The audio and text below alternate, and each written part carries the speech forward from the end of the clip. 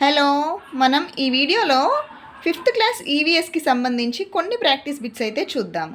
First one, Nagarjuna Sagar ఆనకట్టను ఏ సంవత్సరంలో నిర్మించారు? ఇక్కడ ఆన్సర్ 1967 అవుతుంది. 1967లో నాగార్జున సాగర్ ఆనకట్టను అయితే నిర్మించారు. అదేవిధంగా నాగార్జున సాగర్ ఆనకట్ట ఏ ఏ జిల్లాల మధ్య ఉంది? గుంటూరు, నల్గొండ జిల్లాల మధ్య అయితే నాగార్జున సాగర్ ఆనకట్ట అయితే ఉంది. తర్వాత సెకండ్ క్వశ్చన్, ప్రకాశం బ్యారేజ్ ఏ సంవత్సరంలో నిర్మించబడింది లేదా ప్రారంభించబడింది? దీనికి సంబంధించిన ఇన్ఫర్మేషన్ అయితే పేజ్ నెంబర్ 107లో టెక్స్ట్ బుక్లో ఉంది, చూడండి. ఆన్సర్ 1957లో ప్రారంభించబడింది. ఏ నది మీద? కృష్ణా నది పైన ప్రారంభించబడింది.